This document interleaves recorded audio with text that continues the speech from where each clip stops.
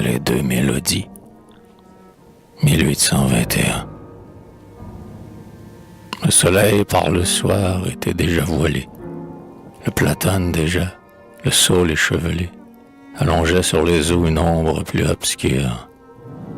Sous les lois du sommeil ramenant la nature, le silence régnait à la place du jour, quand sous de frères rameaux s'en vint un troubadour, récemment arrivé des guerres de Syrie, égaré de ses chants la molle rêverie.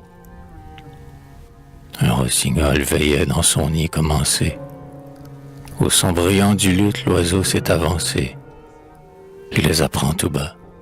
Et ce qu'il vient d'apprendre, son gosier moins timide osant enfin le rendre, il fait parler l'amour du jeune musicien, comme au fond de ses bois, il fait parler le sien. Le ménestrel s'étonne à tant de mélodies et commence à sentir sa lyre moins hardie. Il soulève la tête et d'un œil curieux, il cherche ce rival qui doit venir des cieux. De sa voix déliée, admirant la souplesse, il veut à d'autres chants provoquer sa faiblesse et d'un écho si tendre effrayer les efforts. Ce n'est plus le bonheur qui rit dans ses accords, ce n'est plus de l'amour le langueur et délire, c'est la main du dieu Mars qui bondit sur la lyre. Dans ses sons, tour à tour on entend les soldats ralentir ou presser le bruit sourd de leurs pas, tandis qu'en hennissant, la cavale guerrière, tous ses ongles armés bat et mord la poussière. La lyre imite tout, et lorsque des combats, sur la corde adoucie expire le fracas, comme le char du Dieu que dirige la gloire, elle s'arrête enfin par un cri de victoire.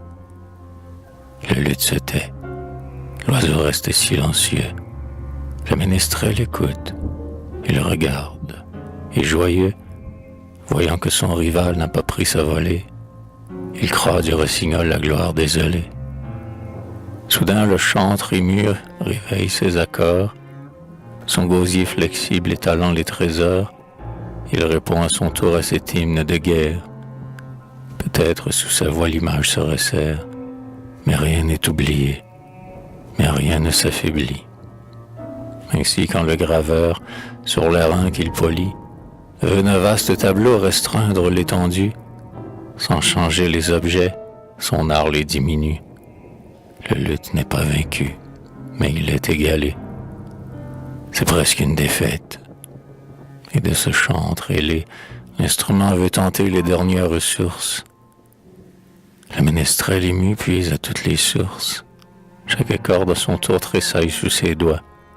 Il mêle avec malice et démêle à la fois tous les tons gradués d'une pure harmonie. En changeant de motif, il change de génie. Et l'oiseau, déjà las d'un combat inégal, se sent impatient des succès d'un rival. Par la nature instruit dans un art qu'il ignore, il enfle de sa voix la richesse sonore. En cadence légère, il la roule, et soudain, il la laisse mourir comme un écho lointain. L'eau qui bondit et court, le feuillage qui tremble, sous son bec imité, se retracent ensemble. Mais le jeune trouvère éperdu, mais charmé, laisse à ses pieds tomber le luth inanimé. Mais le petit oiseau, trop sensible à la gloire, n'ira pas dans les bois raconter sa victoire. Il tombe, et sur le luth enfin silencieux, faible et muet, il meurt comme un son gracieux.